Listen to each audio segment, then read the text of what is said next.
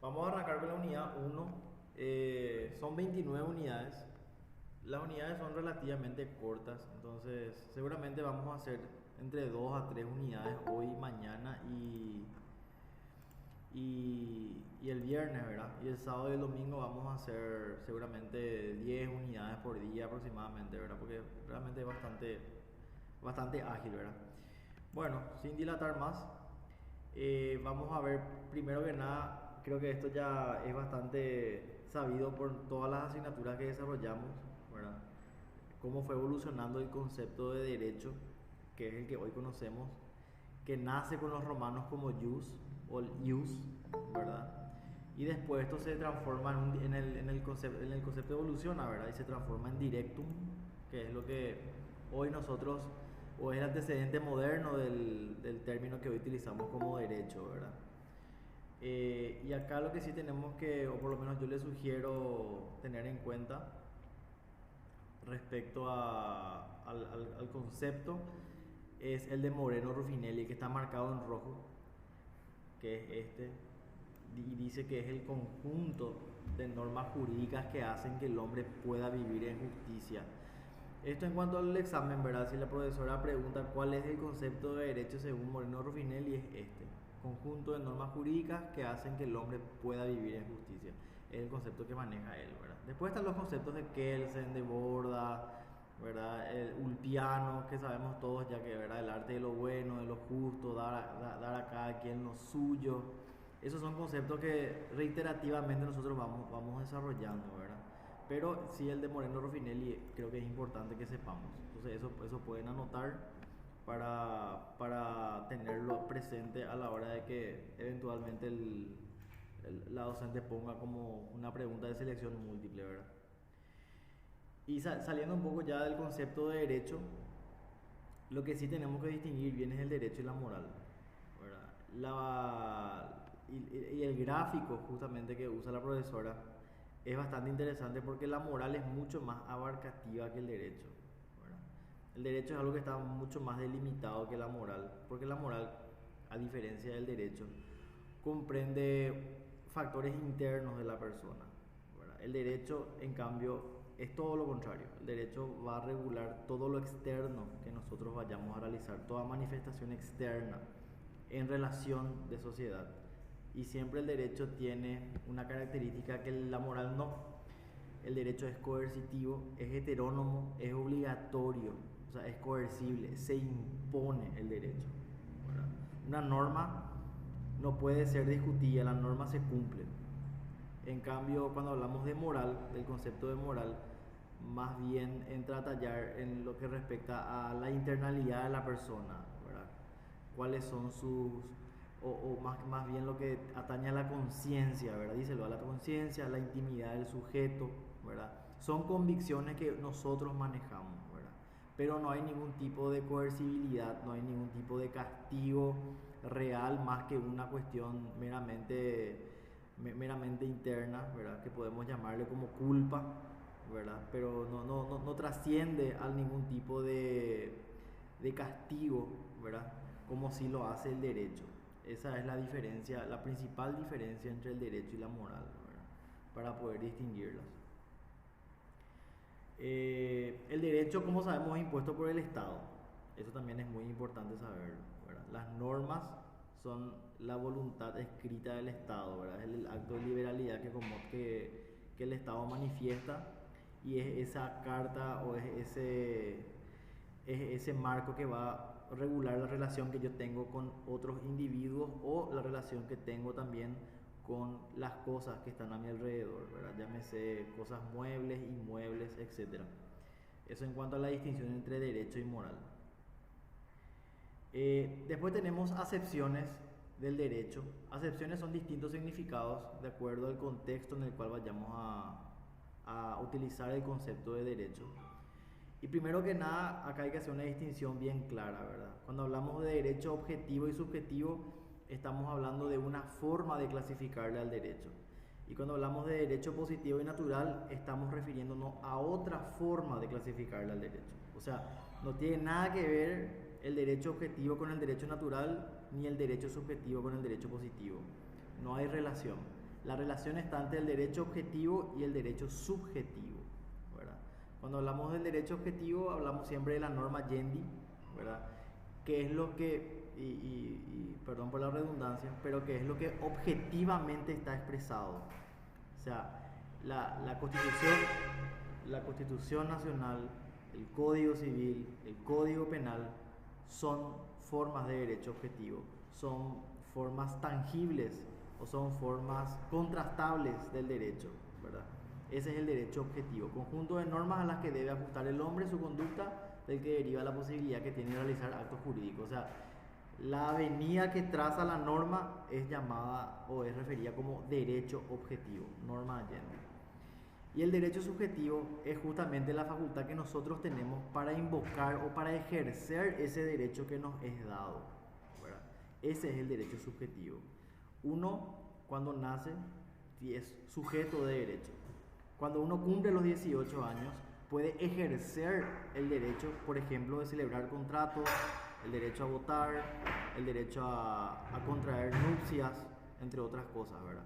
Entonces, el derecho de ejecutar, de celebrar un acto jurídico, por ejemplo, es una forma de derecho subjetivo, ¿verdad? Es la prerrogativa, dice, de una persona a la que se le permite exigir de otra prestaciones o abstenciones o el respeto de una situación a la que ella aprovecha. Si hay un accidente de tránsito, si existe una reclamación por el cumplimiento de un contrato de alquiler, entonces el ejercicio del derecho, la reclamación por el pago, por ejemplo, es una forma de derecho subjetivo. Es la facultad que tiene el hombre de desarrollar su propia vida jurídica. O sea, el derecho es como podemos decir que es como un racimo de uvas, el derecho objetivo. Tomar la uva y utilizar la uva es lo subjetivo, ¿verdad? Entonces, para hacer una especie de analogía, ¿verdad? Siempre el objetivo es lo que está y lo subjetivo obedece más a la conducta de hacer o no hacer, de exigir o no exigir. Es la posibilidad que tengo de ejecutar una acción. Esa es la principal diferencia. No sé si me van siguiendo. ¿Me escuchan, verdad? Sí, señor. Buenísimo. Y luego pasamos a la distinción entre derecho positivo y derecho natural. Yo intercambiaría en realidad el orden. Primero viene el derecho natural y luego viene el derecho positivo. O sea, el derecho positivo es una consecuencia del derecho natural. El derecho natural es anterior al derecho positivo. Pero vamos a seguir el orden que plantea la docente, ¿verdad? El derecho positivo es la norma vigente. O sea, cuando el docente habla de marco positivo, derecho positivo, derecho objetivo, a lo que se está refiriendo es a la norma escrita, a eso se está refiriendo, ¿verdad? Dice derecho vigente de un país en un momento determinado, todo tipo de disposiciones obligatorias. El Código Civil es una forma de derecho positivo, la Constitución es una forma de derecho positivo, la norma 1/92 es una forma de derecho positivo, el Código Penal es una forma de derecho positivo, es la expresión escrita de la norma, por la cual nosotros decíamos en derecho penal subsumimos la conducta versus la norma, ¿verdad? Entonces la norma vendría a ser el derecho positivo. Hasta mañana, señora. Y luego tenemos el derecho natural, que esta sí es la base del derecho positivo, ¿verdad? Dice el orden jurídico superior y anterior a la ley escrita. Una forma de derecho natural o un ratito, a ver, voy a admitirle a alguien ahí. Por derecho natural se entiende a todos aquellos derechos inherentes a los seres humanos. Recordemos que ayer rendimos filosofía, ¿verdad? La causa material del derecho, la causa final del derecho somos nosotros, los seres humanos, exclusivamente los seres humanos y las relaciones que pueden darse entre nosotros, ¿verdad? Entonces, el derecho natural es ese orden superior. Dice que son un conjunto de principios revelados al hombre por la razón, ¿verdad? Surge de la naturaleza humana. El primer derecho que surge de la naturaleza humana es la vida. Ese es un derecho natural. Todos tenemos derecho a vivir, ¿verdad? Por eso es que es inmanente, inmutable, universal, ¿verdad? La libertad, la dignidad, la igualdad, la familia, las asociaciones, la propiedad, también son formas de derecho natural. ¿Por qué son derechos naturales estos, ¿verdad? ¿Por qué son formas de derecho natural? Porque se entiende filosóficamente hablando, ¿verdad?, que el humano es un animal político. El humano es un animal que necesita relacionarse, que necesita vivir en cierto grado de libertad, que tiene un honor propio. Entonces, todos estos derechos que debemos ser tratados de la misma manera ante la ley, ¿verdad?, o se nos reconoce como iguales mediante una ficción jurídica ante la ley. Nosotros reconocemos que no somos iguales, pero debemos ser tratados como iguales ante la ley, ¿verdad? Entonces todos estos son derechos naturales. Y a partir del derecho natural, que podemos decir que es una especie de cimiento, de base, ¿verdad?, sobre esa base es que se sienta toda la pirámide jurídica que nosotros conocemos como derecho positivo, ¿verdad? Y voy a dar un ejemplo, que quizá el ejemplo es poco graciable, ¿verdad?, pero para entender un poco, para entender más, ¿verdad?, y para que quede claro también el concepto. En muchos países se habla sobre el derecho al aborto, ¿verdad? En Paraguay también eventualmente se habla sobre el derecho al aborto, ¿verdad? ¿Por qué en Paraguay el aborto no puede ser un derecho, ¿verdad? Porque el aborto va en contra a un derecho natural, que es el derecho a la vida. Les doy un ejemplo. Uno puede estar en contra o a favor. Eso no es el punto al que quiero llegar. Lo que quiero graficar con eso es que para poder legalizar la figura del aborto en Paraguay hay que deconstruir la pirámide jurídica sobre la cual se sienta nuestra norma. Uno de los primeros artículos de nuestra Constitución Nacional habla del derecho a la vida. Entonces no podemos ir en contra de nuestros principios constitucionales, ¿verdad?, para legalizar una conducta como la del aborto. Entonces, a lo que voy es que nuestro sistema jurídico está sentado sobre el derecho natural, ¿verdad? Por eso es que muchas veces este derecho es la base, es lo anterior al derecho positivo. El derecho positivo vendría a ser como la consecuencia escrita, razonada y estructurada, complejizada, sistematizada de lo que es el derecho natural, ¿verdad? Entonces, para hacer esa distinción. Si tienen dudas, por favor, siéntanse libres de preguntar. Yo voy a seguir avanzando. Luego tenemos, y este cuadro es súper importante, voy a achicar un poquitito más para que se pueda ver bien. Ahí. Una consulta, Soso, ¿vos vas a poder mandar ese en el grupo o ya está luego? Es el cuadro. Está en el grupo, a ver un poco, espera ahí mi rey, dame un momento. Está en el grupo, pero voy a... Espera que voy a mandar. Un segundo. Documento. Civil, personas. Ahí voy a enviar. Envío dos cosas. Ah, no, una más. Este es el compilado de PPT que hizo Tania, ¿verdad? Ahí está enviando. Enseguida va a aparecer en el grupo. Ahí creo que ya va a aparecer. Esto está en el slide 5, para que puedan también, de repente, si quieren seguir, pueden seguir ahí, ¿verdad? De cierta manera trato de seguir el programa en la unidad 1 porque también tengo el programa abierto, entonces para tranquilidad de todos, ¿verdad? Y ahora sí, ahora vamos a ver cómo el derecho positivo, que decíamos que es la norma escrita, se clasifica según el ámbito en el cual este actúa, ¿verdad? El derecho positivo como tal es ese derecho escrito, esa norma, ¿verdad?, que va a regular la conducta nuestra, pero ¿en qué ámbito?, ¿verdad? Entonces eso es lo que vamos a ver ahora. Tenemos el derecho interno, ¿verdad?, y el derecho internacional. O sea, acá ya vemos un nivel de complejidad. No solo el derecho va a regir la vida de los seres humanos dentro de un lugar específico, sino también ya tiene un aspecto mucho más amplio, mucho más abarcativo, en el que va a empezar a mirar un poco cómo se relacionan no solamente personas físicas, sino también personas de existencia ideal, o sea, personas jurídicas o estados, organizaciones, sociedades, ¿verdad? Vamos a ver cómo se complejiza esa interacción y cómo la necesidad o el derecho real necesita dar soluciones, entonces el derecho también se ve obligado a complejizarse y a tener diferentes ámbitos, ¿verdad? Cuando hablamos del derecho positivo en su aspecto de derecho interno, es el que está vigente dentro de un país. El derecho interno es el que rige la conducta de todos los ciudadanos de un país. Podemos decir que existe un cierto principio de territorialidad en cuanto a la vigencia del derecho interno, ¿verdad? Nuestro Código Civil, nuestro Código Penal hablan eventualmente sobre los principios de territorialidad y sobre cuál es el alcance que tiene la norma, ¿verdad? En cuanto a su coercibilidad y en cuanto a su aplicabilidad, ¿verdad? Generalmente las normas, por regla general, o sea, son aplicadas dentro del territorio nacional.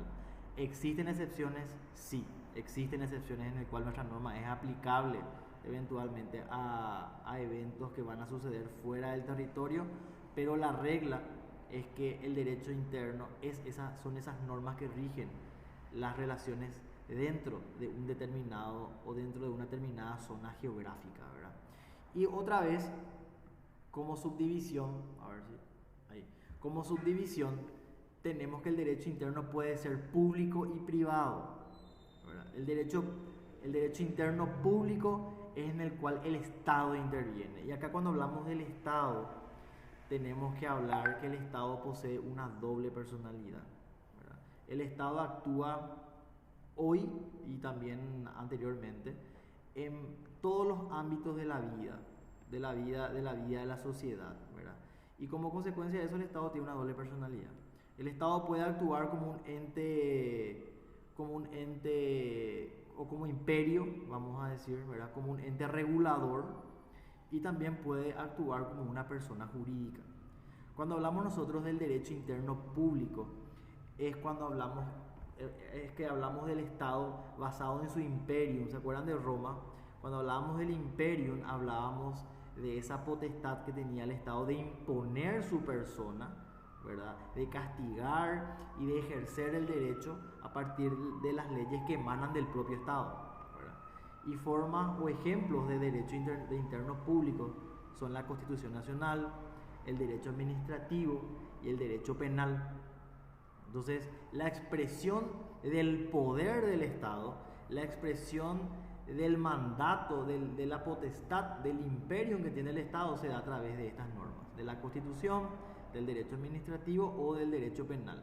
Hace poco rendimos penal y nosotros sabemos que eventualmente si incurrimos en una conducta antijurídica que es reprochable, esa conducta puede eventualmente ser pasible de la aplicación de una pena, ¿verdad? Entonces ahí vemos la manifestación del poder del imperium del Estado, ¿verdad? Que nos puede privar de nuestra libertad si es que incumplimos alguna de las normas establecidas en el Código Penal, por ejemplo, o en el derecho penal, ¿verdad? Entonces eso en cuanto al derecho interno público. Acá, en el derecho interno público, entonces se manifiesta el poder del Estado. El Estado actúa en situación de poder, en situación de superioridad. Y cuando hablamos del derecho interno privado, el Estado adquiere otro tipo de personalidad. Ya no actúa en posición de poder, ya no actúa en posición de imperio, sino que actúa como una persona jurídica, ¿verdad? Es más bien un derecho de coordinación, dice. Intervienen solo los particulares o el Estado en su carácter de simple persona jurídica. Y vamos a dar un ejemplo. El Estado paraguayo posee tierras, posee propiedades, posee bienes, ¿verdad? Yo puedo celebrar un acto jurídico en el Estado paraguayo. O sea, las empresas, los consorcios, cuando compran, alquilan propiedades del Estado, en ese acto jurídico el Estado no está actuando en situación de poder, sino que está actuando como otra persona jurídica más, ¿verdad? Entonces ahí vemos la segunda personalidad que tiene el Estado, ya no en situación de poder, sino que en situación de iguales al respecto de otra persona física o jurídica. Intervienen solo los particulares o el Estado en su carácter de simple persona jurídica. Ejemplos, el derecho civil. Entonces, si la profesora en el examen pregunta eventualmente en qué ámbito se sitúa el derecho civil, tenemos que contestar que está dentro del ámbito del derecho positivo, interno, privado. Ahí se encuentra el derecho civil. Después también tenemos el derecho comercial, laboral, agrario, de la niñez y la adolescencia. Todas estas normas se las conoce como derecho de coordinación, ¿verdad? Porque son más que nada un regulador, ¿verdad? Son un regulador más que nada de relaciones jurídicas. El derecho civil es eso, en su esencia, ¿verdad?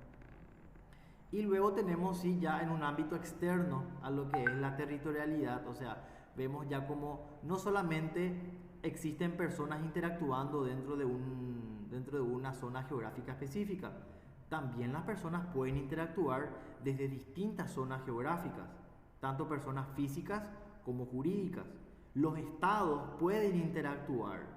Las personas jurídicas, aunque estén distanciadas o en distintas zonas geográficas, también pueden interactuar. Para ese tipo de relaciones jurídicas existe el derecho internacional. Rige las relaciones de los estados y de los particulares de distintos estados entre sí. O sea, mi empresa, mi ganadera, mi cooperativa agraria que está en Paraguay, señora.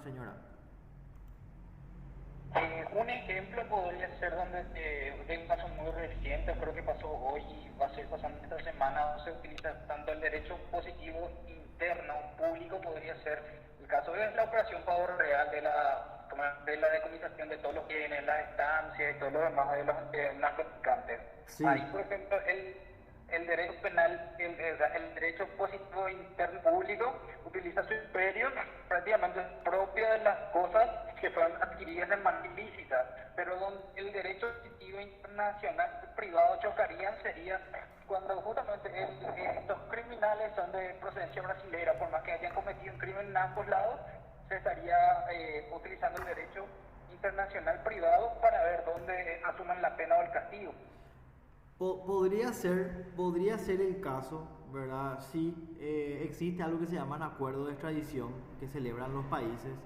Habría que ver si esos acuerdos de extradición, por ejemplo, o la jurisdicción en cuanto al juzgamiento de una acción se da en el marco del derecho internacional público o privado, ¿verdad? Hay que interesante el punto. Podría ser perfectamente, yo creo que sí. Es cuestión de entender bien el detalle y la competencia de repente hasta dónde llega la ley, porque la ley tiene un alcance, entonces hay que ver si la norma, qué norma y qué alcance tiene la norma para poder eventualmente ver si ese hecho de los allanamientos, de los decomisos que se dieron estos días, tienen tanto que ver en el ámbito del derecho interno público o también eventualmente si es que esta persona cometió alguna actividad ilícita transnacional, eventualmente también el derecho internacional público puede actuar, ¿verdad?, ante algún tipo de controversia, ¿verdad?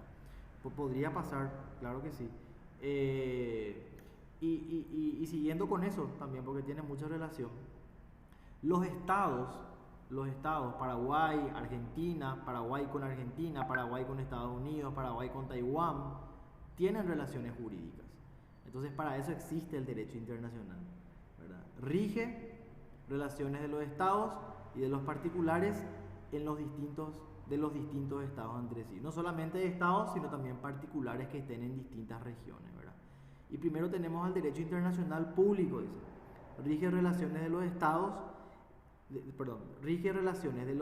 de los sujetos del derecho internacional. O sea, acá hablamos ya propiamente las relaciones de estados, ¿verdad? Paraguay, eventualmente, si tiene una controversia jurídica, ¿verdad?, con otro país, entonces eso eventualmente se resolvería dentro del ámbito del derecho internacional público, por dar un ejemplo, ¿verdad?, así rápidamente. O cuando hablamos del derecho internacional privado, dice que estudia la solución de conflictos de leyes cuando entran en juego legislaciones de diferentes países, ¿verdad? Eventualmente, yo creo que no sé si el ejemplo es correcto, pero válido para entender, no sé si es aplicable. Nosotros cuando hablamos, por ejemplo, de comercio electrónico, ¿verdad?, yo puedo comprar, no sé, un artefacto vía Amazon. Doy un ejemplo, ¿verdad? Y tengo, o como consecuencia de haber adquirido ese producto de una tienda de comercio online, ¿verdad?, que tiene eventualmente sus oficinas o su matriz en Estados Unidos. O si yo eventualmente tengo un banco con el cual celebré alguna especie de transacción, ¿verdad?, y ese banco tiene su matriz no en Paraguay precisamente, sino en Brasil o en Suiza, ¿verdad?, y hay un conflicto, existe una controversia. Y nuestra ley establece una cosa y la ley en donde está la casa matriz de ese banco establece otra cosa. Entonces ahí eventualmente en el marco del derecho internacional privado se va a tratar esa controversia, se va a tratar de resolver ese conflicto jurídico que va a existir entre Suazo, persona física, y eventualmente el banco, ¿verdad? Que va a estar su filial o su matriz en otro país, ¿verdad? Entonces ahí vemos cómo ambas leyes, tanto de Paraguay como la de Brasil o como la de Suiza, van a interactuar cuando haya algún tipo de controversia, ¿verdad? En ese ámbito se va a mover eventualmente el derecho internacional privado. Hasta acá me van siguiendo. ¿Algo que no quede claro? ¿Alguna duda? Excelente, como siempre. Vamos bien, bueno. Lo importante saber de acá, lo súper importante es que el derecho civil actúa en el ámbito del derecho interno privado. Eso es lo que tenemos que saber, tener muy claro. Y que la doble personalidad del Estado se da en el derecho interno. En el público actúa el Estado mediante su imperio, mediante su poder, mediante su estado de preferencia sobre nosotros, y en el derecho privado actúa como una persona jurídica más en estado de igualdad. Si sabemos eso, estamos súper bien.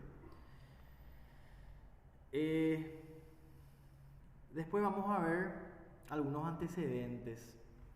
Dice derecho civil. Actualmente, ¿qué hace el derecho civil? ¿Verdad? ¿Cuál es su función? ¿Cuál es su utilidad? Rige las relaciones de derecho privado, es decir, de particulares entre sí y de estos con el Estado, en un plano de igualdad que no quedan reservados a un ordenamiento especial.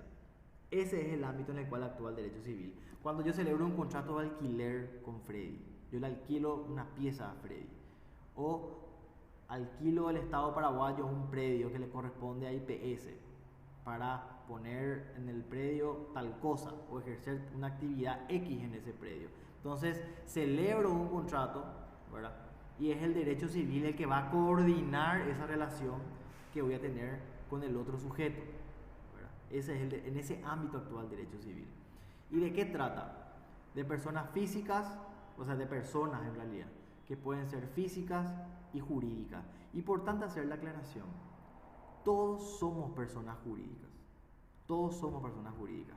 A un efecto de entendimiento nada más, es que a las personas físicas se les llama, o sea, a las personas físicas jurídicas se les llama personas físicas, a secas, ¿verdad? Pero todos somos, yo soy una persona jurídica, pero soy una persona física, entonces se llama persona física nomás, para no confundir.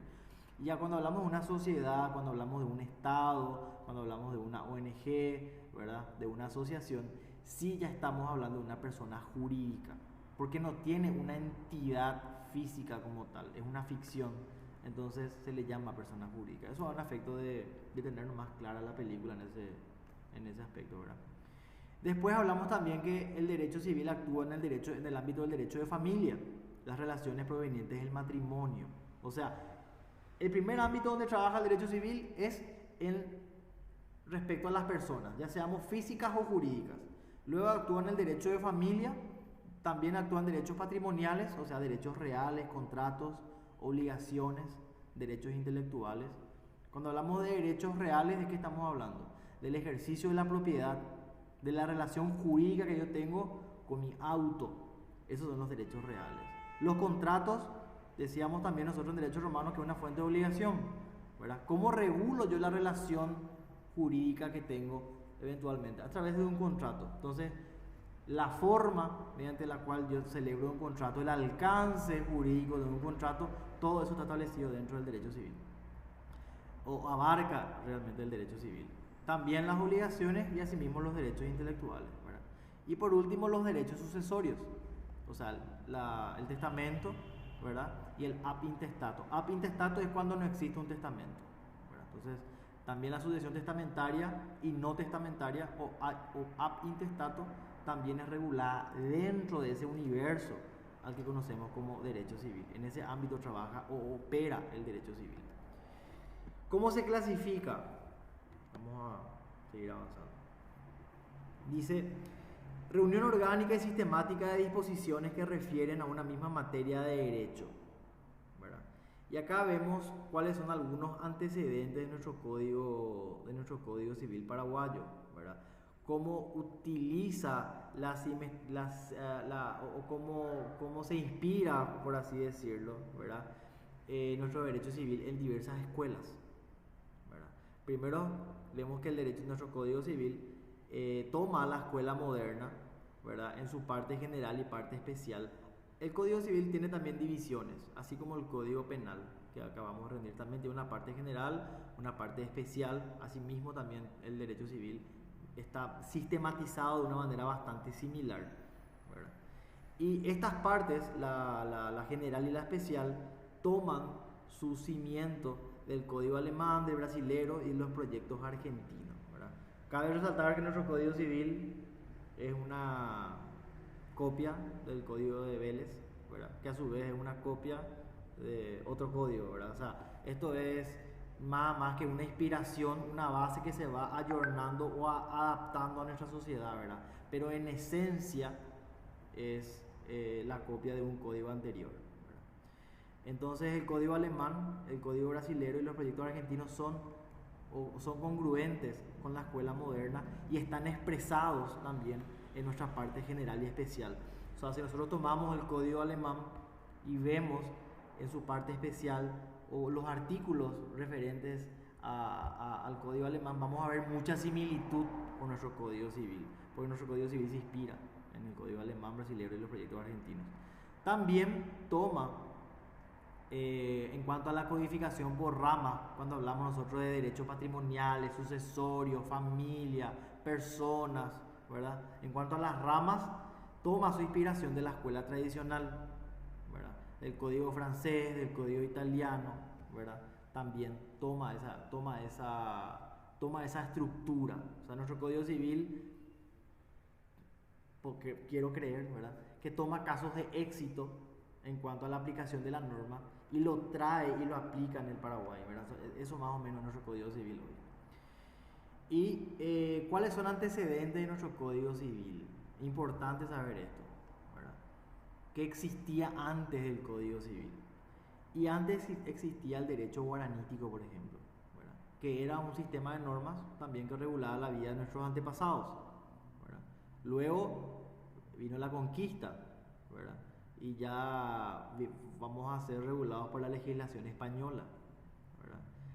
Acá hablamos de las 7 partidas, el fuero juzgo, las leyes de Castilla, de Toro, ¿verdad?, que son normas que a la colonización de esta región, ¿verdad?, imperaban en América, ¿verdad? A partir de ahí, de repente, también esto evoluciona y la legislación americana o la indiana, ¿verdad?, las cédulas reales, se van a acordar, esto de historia del Paraguay, era una fuente del derecho, era un regulador, un marco regulador de la conducta humana. Y todos estos son antecedentes o son leyes anteriores a nuestro Código Civil, ¿verdad? Después tenemos ya la legislación del Paraguay independiente, ya posterior al 1811, ¿verdad?, el Estatuto de Justicia de 1842, la primera Constitución Nacional, que es la de 1844, y luego la Constitución del 70, ¿verdad?, de 1870. Son antecedentes todos de nuestro Código Civil. Y pues también tenemos ya lo más inmediato, la codificación del derecho positivo nacional, ¿verdad? Se crea la Comisión Nacional de Codificación, dice, ¿verdad?, donde se va ya un poco acercando a lo que hoy conocemos como Código Civil. Todos son antecedentes, ¿verdad? Y continuando un poco con nuestro Código Civil, ¿de dónde sale? ¿De dónde se inspira? Que es lo que vimos hace rato, ¿verdad? ¿De dónde toma su fuente? Es similar a como cuando yo hago un trabajo práctico, ¿verdad? Yo el trabajo práctico quito una parte del Rincón del Vago, otra parte quito de Wikipedia, otra parte quito ¿verdad?, voy quitando de un libro. Entonces, nuestro Código Civil también es así mismo, ¿verdad? Y toma mucho de su contenido del anteproyecto de Gasperi, ¿verdad?, que es una obra jurídica que yo todavía no la leí, pero aparentemente una obra jurídica muy interesante, hecha en muy corto tiempo. El Código Civil argentino, que es el de Vélez Sarsfield, ¿verdad?, del Código Civil francés, y también de proyectos de reformas argentinos, Vivolini, la Comisión Reformadora del 36, el Código Civil italiano, el alemán, del Código de Comercio suizo, ¿verdad? Todas estas son fuentes en las cuales se se trabajaron, ¿verdad? Y sirvieron de inspiración para poder armar nuestro Código Civil paraguayo, ¿verdad? Nuestra ley 1183 del 23 de diciembre de 1985. Eso también es importante saber. Si la profesora pregunta cuál es el número de nuestra ley, cada ley tiene número. El Código Penal era la ley 1163, creo, si mal no me acuerdo, o 1167, no me acuerdo. Y el Código Civil es la ley 1183 del 23 de diciembre del 85. Importante también saber eso. A ver un poco. Y acá vamos a ver cómo se divide nuestro Código Civil, ¿verdad? Vamos a tener es como una especie de macro índice donde vemos cómo está compuesto el Código Civil. Dice que consta de un título preliminar y 5 libros que se subdividen en títulos, capítulos y secciones. O sea, esta es la sistematización, este es el sistema que emplea nuestro Código Civil. Esto es importante saberlo, porque si la profesora pregunta, puede ser bastante confuso. Entonces, es importante saber que nuestro Código Civil se divide en un título preliminar y 5 libros. Y esos 5 libros otra vez se subdividen, ¿verdad? En títulos, luego en capítulos y por último, de manera mucho más específica ya, en secciones. Entonces, esta es la sistematización que toma nuestro Código Civil, ¿verdad? Y en el título preliminar dice que está comprendido por la teoría general de la ley, su interpretación, su aplicación, normas sobre conflictos de leyes, tanto en el tiempo como en el espacio. En el libro primero ya habla de las personas, de los derechos personales. En el libro segundo ya trata de los hechos y actos jurídicos, que nosotros ya sabemos qué son. En el libro tercero habla de los contratos y otras fuentes de las obligaciones. En el libro cuarto de los derechos reales. Y así, muy similar a lo que conocíamos como la ley de las 12 tablas, que cada tabla hablaba sobre algo en específico. Nuestro Código Civil también toma un poco esa forma de operar, ¿verdad? Cada libro se refiere a un tema en específico. Y por último están las disposiciones transitorias, ¿verdad? Que son las leyes derogadas, la fecha de entrada en vigencia del código. Entonces esta es la estructura que estaría bueno también saber, la verdad, que nuestro código está distribuido en un título y 5 libros. Importante saber eso, ¿verdad? Y luego tenemos por último las disposiciones transitorias. Esta unidad es así, bastante cortita, bastante sencilla, más que nada es introductoria a la materia, ¿verdad? No sé si tienen alguna duda, consulta al respecto, o si quieren podemos continuar con la unidad 2. Les escucho.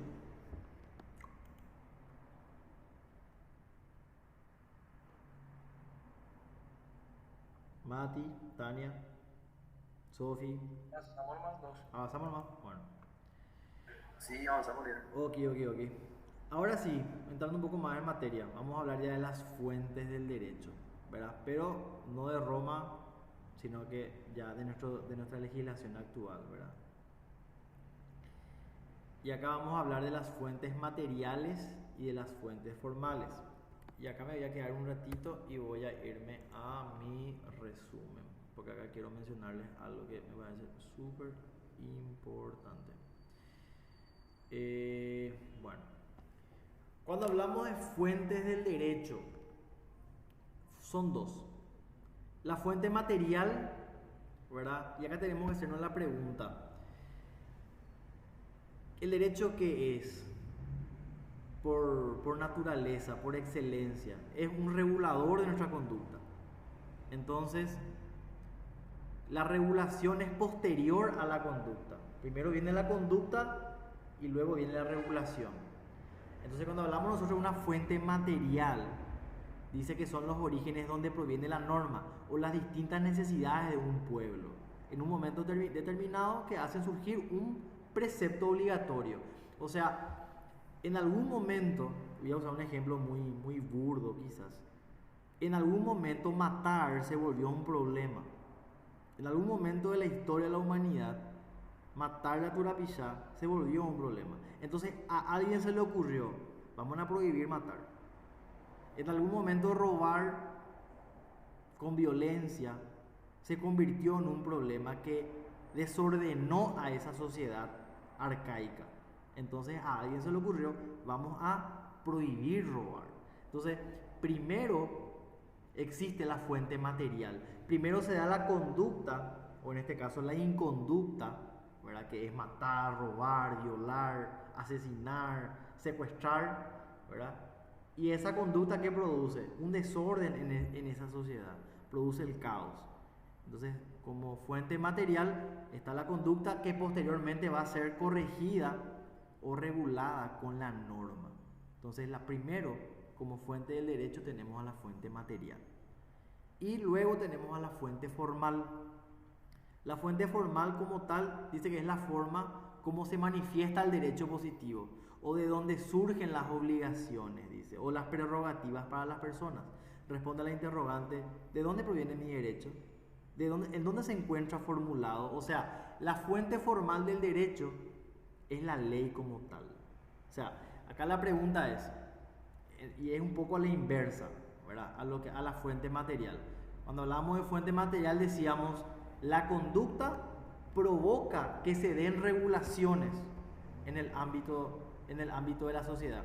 Y algunos conocen seguramente MMA, ¿verdad? ¿Por qué el MMA es tan famoso? Porque nace sin reglas. Y como consecuencia que se va desarrollando, las artes marciales mixtas se van imponiendo reglas, pero sobre la marcha. Entonces acá vemos como la fuente material, o sea, como la conducta es la causa de la creación de la norma. Esa es la fuente material. En cambio, la fuente formal es todo lo contrario. Y la pregunta es, ¿por qué yo puedo votar? Porque ¿dónde está dispuesto que yo puedo votar? ¿Dónde está dispuesto de que yo puedo celebrar un contrato con Freddy? ¿Dónde está dispuesto eso? Y eso está dispuesto en la ley. Eso está dispuesto en el marco positivo. Ese es mi derecho objetivo. Esa es la fuente formal del derecho. La norma que me posibilita actuar en el ámbito jurídico. Esa es la fuente formal. Es la forma en la que se manifiesta el derecho positivo. O sea, el derecho me permite eventualmente a mí ejercer el voto, o me permite eventualmente a mí declarar o reclamar un daño que se me ocasiona o que me perjudica, ¿verdad? Entonces, la fuente formal es esa fuente que me permite, no tiene como base una conducta anterior, sino que lo que se enfoca la fuente formal es en que si yo ejerzo acciones, esas acciones posteriores eventualmente están fundadas en una norma, en una fuente que es la formal, o sea, el derecho escrito, la fuente positiva. Entonces, dos fuentes del derecho, la material y la formal. La material como consecuencia de la conducta y la formal la que nos posibilita movernos dentro del ámbito jurídico previa habilitación o previa disposición de la norma. Bueno, eso en cuanto a las fuentes del derecho. Y a la ley, ya casi voy a avanzar un poquitito en el PPT, porque acá habla más que nada también, pasando con eso, de la pirámide de Kelsen, ¿verdad? La pirámide de Kelsen es esa base que establece un orden de prelación, ¿verdad? La prelación es un orden de importancia. Importante saber, ¿verdad?, que en la cima de la pirámide, ¿verdad?, o si queremos verla al revés, en la base, pero lo más importante para Kelsen es la constitución, o sea, es la carta magna de un país, ¿verdad? Dice, de la supremacía de la constitución. La ley suprema de la república es la constitución. En la cima, como lo más importante, está nuestra Constitución Nacional.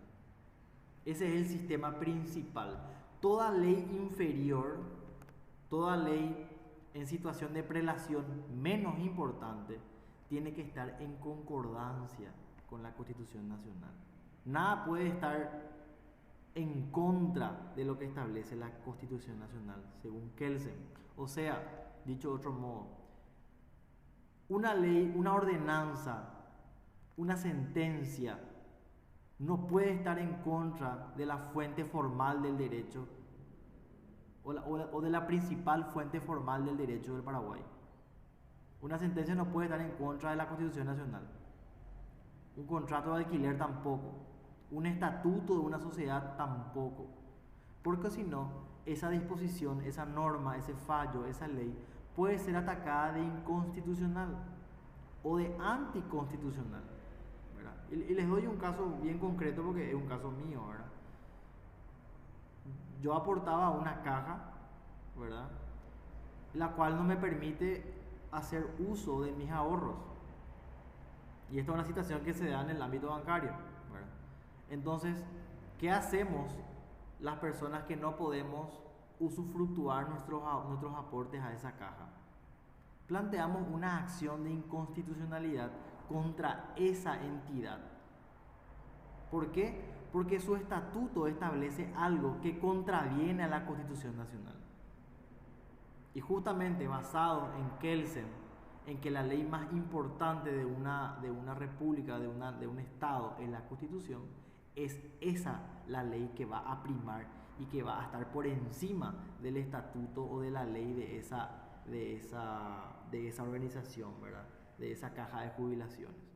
Entonces yo, como persona física, demando una acción de inconstitucionalidad en contra de eso, basado en esto, en la pirámide de Kelsen, ¿verdad?, para que yo pueda ejercer mi derecho a usufructuar de mis aportes. Entonces, esto es nada más que a modo de ejemplo, ¿verdad?, para entender la prelación o la superioridad que existe de la Constitución Nacional, ¿verdad? Me van siguiendo, me van acompañando en el desarrollo, ¿verdad? Sí. Bueno, luego dentro de esa pirámide tenemos también a los tratados internacionales. Podemos decir que está en un marco de igualdad prácticamente con la Constitución Nacional, ¿verdad? Los tratados internacionales son, por decirle, el Pacto de San José de Costa Rica, ¿verdad?, el Pacto de París, que hay millones de pactos de París, ¿verdad? Tenemos el Acuerdo de Washington, por ejemplo, ¿verdad?, el Pacto de Varsovia, el Acuerdo de Roma, que era de 1952, creo que se hablaba de la responsabilidad civil, bueno, no importa qué hablaba, pero a lo que voy es que hay normas, acuerdos internacionales, tratados internacionales que pueden ser ratificados en nuestra Constitución. Dice, los tratados internacionales válidamente celebrados, aprobados por la ley del Congreso y cuyos instrumentos de ratificación fueran canjeados o depositados, forman parte del ordenamiento legal interno, con la jerarquía que determina el artículo 137. No sé si alguien tiene... Acá está escrito el artículo 137. Sí, de la supremacía. La ley suprema de la República es la Constitución. Los tratados, convenios y acuerdos internacionales aprobados y ratificados, las leyes dictadas por el Congreso y otras disposiciones jurídicas de inferior jerarquía sancionadas en su consecuencia integran el derecho positivo nacional en el orden de prelación enunciado. O sea, disculpen que retroceda, ¿verdad? Entonces, este es el orden que establece la pirámide de Kelsen, ¿verdad? Primero está la Constitución, luego están los tratados, posteriormente están los acuerdos, ¿verdad?, convenios y acuerdos internacionales aprobados y ratificados. Por debajo de ellos está la ley, las leyes que son dictadas por el Congreso y otras disposiciones jurídicas de menor jerarquía, que pueden ser las ordenanzas municipales o los fallos judiciales, ¿verdad?, también, o las resoluciones eventualmente, ¿verdad? Entonces, esta es la pirámide que tenemos que tener en cuenta. Y cuando hablamos de los tratados internacionales, están un pasito por debajo, y ahí me voy a corregir porque yo dije que están en un plano de igualdad, están un pasito por debajo eventualmente de la Constitución Nacional, ¿verdad? Cuando hablamos del Pacto de San José de Costa Rica, por ejemplo, hablamos de la Declaración de Derechos Humanos del Hombre y del Niño, ¿verdad?, en donde se acuerda, en donde se pacta que se van a respetar los derechos de la persona por nacer, por ejemplo, entre otras cosas. ¿Qué hizo Paraguay con ese pacto internacional? Se adhirió a ese pacto internacional. Ese pacto fue ratificado. O sea, ratificar quiere decir convalidar, quiere decir incorporar. Yo ratifico lo que se dispuso en ese pacto, lo incorporo a mi estructura jurídica, o sea, a mi marco positivo, ¿verdad? Y todas las leyes que vayan a ser emanadas, todas las leyes de menor jerarquía que vayan a ser emanadas, todas las leyes internas, van a estar en congruencia con la Constitución y eventualmente con los tratados que yo ratifiqué, ¿verdad? Entonces eso es importante también tener en cuenta, ¿verdad?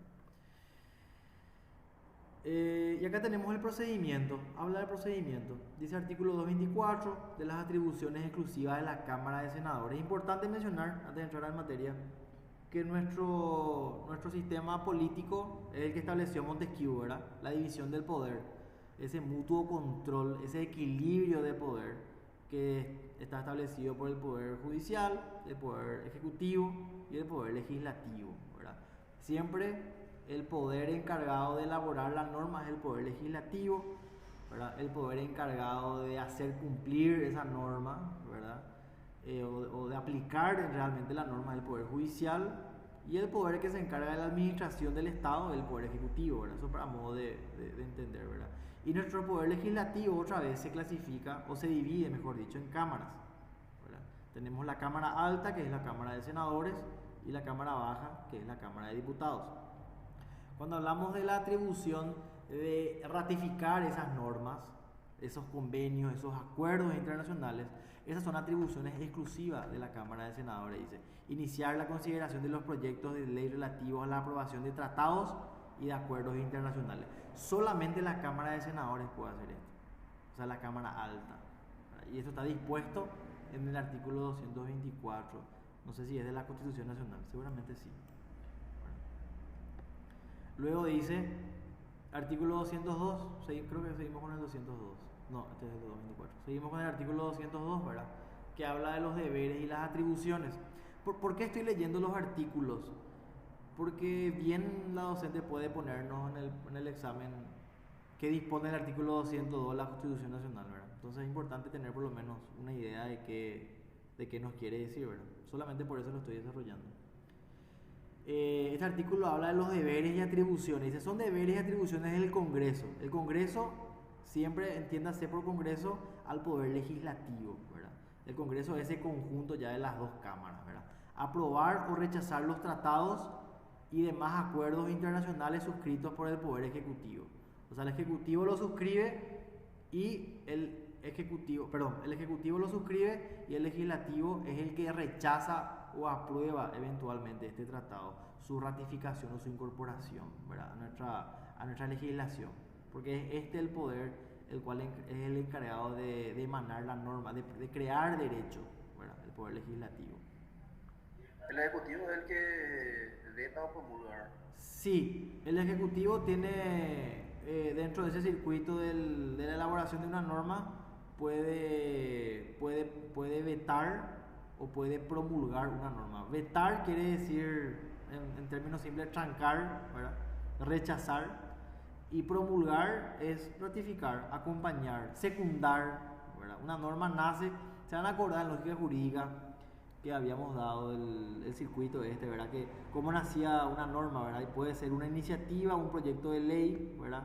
Que va a una cámara, después hay una cámara revisora, hay una cámara que se encarga de impulsar, ¿verdad? Y todo eso después va al Poder Ejecutivo, así como dice Mati, ¿verdad? El Poder Ejecutivo puede rechazar esto, puede vetar o sancionar una parte de la norma, otra parte no, ¿verdad? Entonces, es la interacción que tienen los poderes entre sí, ¿verdad?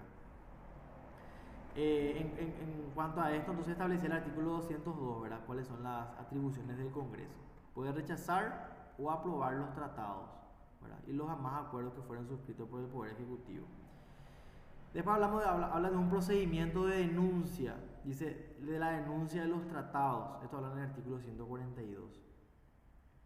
Los tratados internacionales relativos a los derechos humanos no podrán ser denunciados sino por los procedimientos que rigen para la enmienda de esta Constitución. O sea, la Constitución puede corregirse, ¿verdad? Y hay un procedimiento, hay una solemnidad que hay que cumplir. ¿Quién más, quién menos se va a acordar?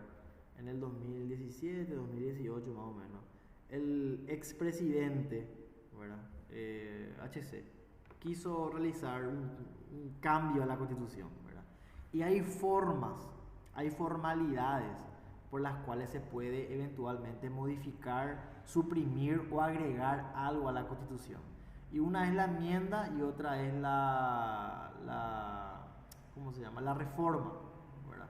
Y eso está dispuesto en la Constitución Nacional. O sea, la propia Constitución te va a decir cómo tenés que hacer para modificarla.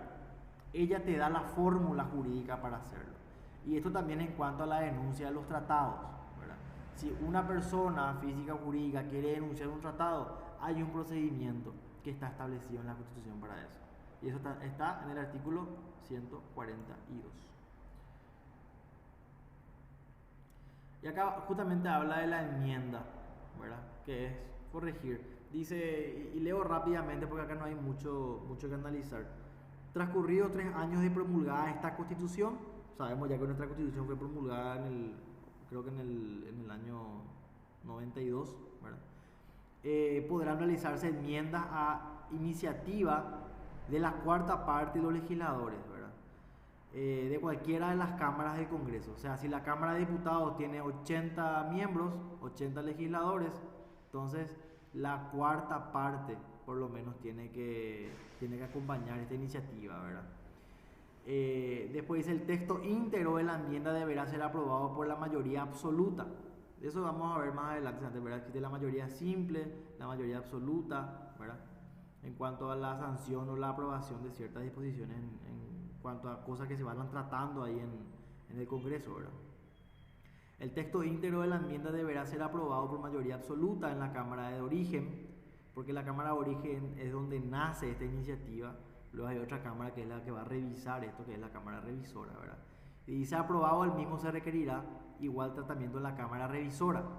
Si en cualquiera de las cámaras no se reuniese la mayoría necesaria para su aprobación, se tendrá por rechazada la enmienda, no pudiendo volverse a presentarla dentro del término de un año. ¿Verdad? Entonces, acá vemos cómo el artículo 290 te da la fórmula, cómo tenés que hacer, o si querés enmendar la Constitución, cómo lo podés hacer, de qué manera. Aprobada la enmienda por ambas cámaras del Congreso, se remitirá el texto al Tribunal Superior de Justicia Electoral para que dentro del plazo de 180 días se convoque a un referéndum. Si el resultado de este es afirmativo, el referéndum es sí, no, es la respuesta del pueblo, con un sí o con un no. La enmienda quedará sancionada y promulgada, incorporándose al texto constitucional. Si la enmienda es derogatoria, no podrá promoverse otra sobre el mismo tema antes de 3 años.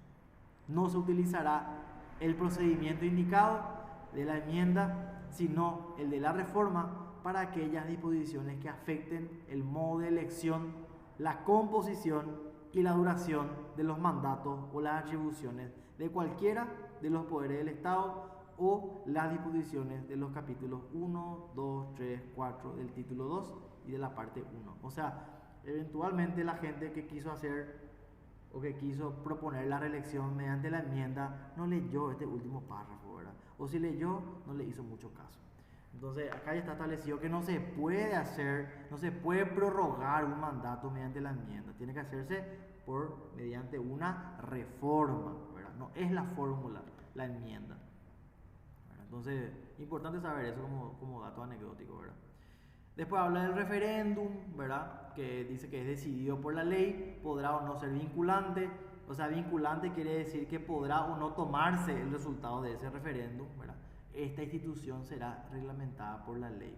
O sea, la forma en la cual se va a llevar a cabo el referéndum tiene que estar reglamentado por la ley. Seguramente el Congreso se va a dar a la tarea de reglamentar la forma por la cual se va a llevar a cabo ese referéndum.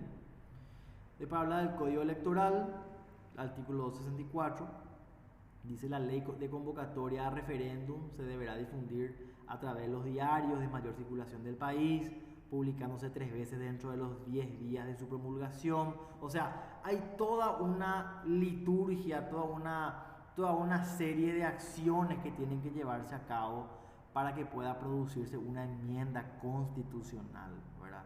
Todo un sistema de trabajo, toda una operativa detrás de todo esto, ¿verdad? ¿Cómo se obliga al Paraguay a someterse a un orden supranacional? ¿Qué es el orden supranacional? es una ley que está por encima de los estados. ¿Y cuáles son las leyes que están por encima de los estados? Siempre hablamos de los tratados y de los acuerdos internacionales a los cuales Paraguay se adhiere, porque existe algo llamado Corte Internacional, ¿verdad? En donde también se litiga, ¿verdad? Y sobre eso habla el artículo 145 del orden jurídico supranacional. La República del Paraguay, dice, en condiciones de igualdad con otros estados, admite un orden jurídico supranacional, o sea que esté por encima del Paraguay, que garantice la vigencia de los derechos humanos, de la paz, de la justicia, de la cooperación, del desarrollo en lo político, económico, social y cultural. Dichas decisiones solo podrán adoptarse por mayoría absoluta de cada Cámara de Congreso. ¿Se acuerdan del caso Arrón y Martí? Más de uno seguramente se va a acordar, ¿verdad? ¿Qué hicieron ellos, Arrón y Martí, con su bufete de abogados? Le demandaron al Paraguay ante la Corte Internacional, ¿verdad? Porque ellos alegaban, no sé exactamente lo que alegaban, pero tenía relación con alguna especie de violación a los derechos humanos, porque ellos, seguramente los más añejos como yo, se van a acordar que aparentemente fueron torturados en una época porque ellos eran integrantes de un partido que se llamaba Patria Libre, ¿verdad? Pero no es el punto ese, ¿verdad? El punto es que a ellos se los sometió, según ellos, ¿verdad?, a abusos y no se respetaron sus derechos humanos, ¿verdad? Fueron sometidos a torturas. Entonces, ¿qué hicieron ellos? Demandaron al Estado paraguayo en una corte internacional, y ahí el Estado paraguayo se hace representar naturalmente como persona jurídica, ¿verdad?, y litiga con los demandantes, ¿verdad?, en situación de igualdad. Y es una corte internacional que está regulada por una ley supranacional, ¿verdad?, la que va a eventualmente disponer si el Paraguay es culpable o no de los crímenes o de los delitos que es eventualmente demandado, ¿verdad?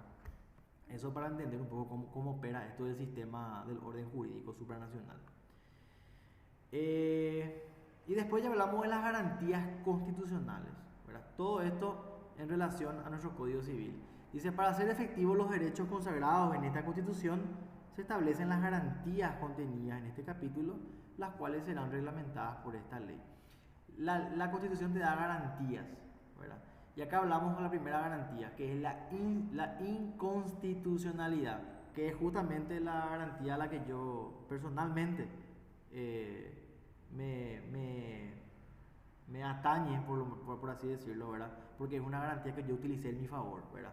La Corte Suprema de Justicia, que es la instancia última, la tercera instancia a la que uno puede acudir, tiene la facultad para declarar la inconstitucionalidad de las normas jurídicas y de las resoluciones judiciales en la forma y con los alcances establecidos en esta Constitución y en la ley. O sea, si existe una norma, una regla, una disposición de menor rango que el de la Constitución, y esta norma, esta regla, esta disposición va en contra de la Constitución Nacional, yo me puedo amparar en el artículo 132 para que la Corte Suprema de Justicia facultada fuera la que vaya a declarar la inconstitucionalidad de la norma y me hable mediante su fallo y diga, esta norma va en contra de la Constitución, esta norma es inconstitucional, por lo tanto prevalece la Constitución Nacional,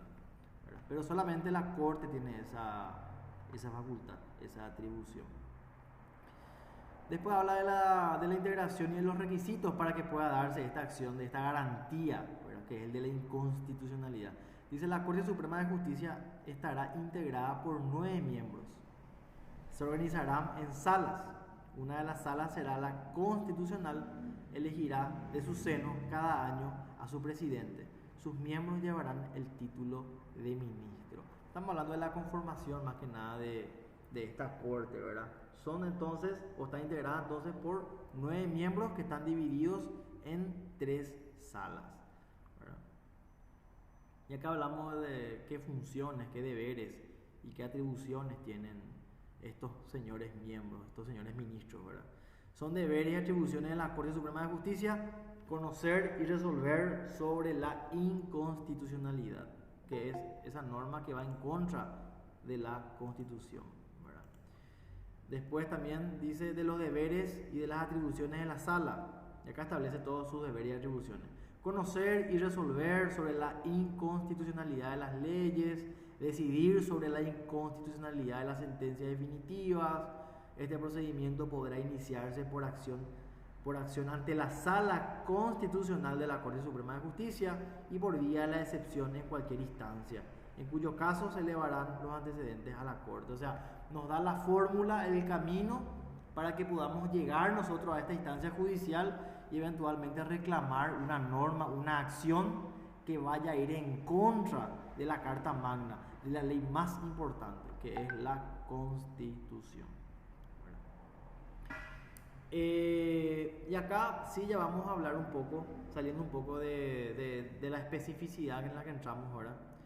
Vamos a continuar hablando de las fuentes formales, ¿verdad? Del derecho, ¿verdad? Y la fuente formal de derecho nosotros decíamos que era la ley. Esa es la fuente formal del derecho, ¿verdad? Vamos a ver la etimología, el concepto y los caracteres de la ley. Vamos a verle a la ley conceptualmente hablando. Vamos a ver cuáles son los pasos para la formación de la ley, la iniciativa, la sanción y la promulgación de la ley. Todo eso vamos a ver. Y acá dice a partir de cuándo las leyes se obligan. Acá voy a irme a mi resumen un ratito, porque acá quiero hablar de esto. Esto es importante. La ley. ¿Cómo vamos a definir a la ley? Dice, es la ley principal fuente de derechos. Se la denomina también norma jurídica. Técnicamente, la ley es una norma de conducta general obligatoria dictada por una autoridad competente con miras al bien común. O sea, la ley es una regla de conducta, pero es obligatoria. Uno no puede desconocer la ley, no puede decir esto no voy a hacer. La ley se cumple, no se discute y es de carácter general, o sea, es para todos. ¿Se acuerdan del edicto de Roma? ¿Verdad? Entonces el edicto era una ley de carácter general para todos los habitantes del imperio. Lo mismo es la ley, ¿verdad? Cuando el poder legislativo elabora una ley y esa ley es promulgada y publicada, promulgada y publicada por el ejecutivo, esa ley rige para todos y cada uno de los cuales nos encontramos dentro del territorio nacional, ¿verdad? Esa es la ley. ¿Y qué le caracteriza a la ley? ¿Cuáles son las características que tiene la ley o una ley? Primero que nada, que es general, ¿verdad? Es general porque se dicta para todos los habitantes de la República. O sea, el Código Civil paraguayo, la Constitución Nacional, rige para todos y cada uno de los habitantes de la República. Se aplica sin distinción, aunque sus efectos puedan no alcanzar a todos. Eso es cierto.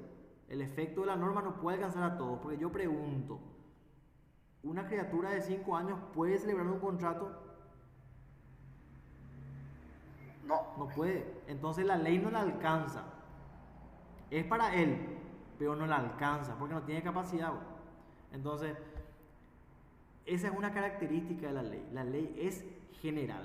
Primera característica. Ley es general. La segunda, que es obligatoria. La ley es obligatoria en todo el territorio nacional. Si te vas a Puerto Limpo, es obligatoria. Si te vas a Encarnación, es obligatoria. O sea, en todo el territorio es obligatorio el cumplimiento de la ley. Y se extiende a nacionales y extranjeros, domiciliados o transeúntes. O sea, basta que pise el suelo paraguayo para que la ley tenga imperio y sea obligatoria. Este carácter es el que distingue a las normas jurídicas de las demás.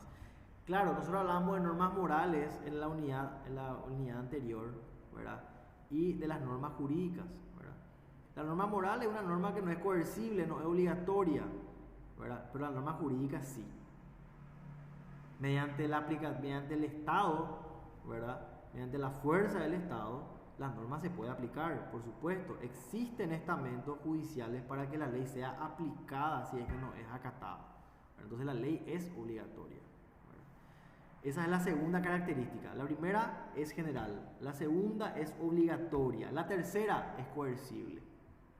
O sea, yo puedo utilizar la fuerza para que se cumpla la ley. Hay una ley que prohíbe, por ejemplo, el corte de rutas, ¿verdad? Cortar la ruta creo que es un delito. No sé si es crimen o delito, no estoy seguro, ¿verdad?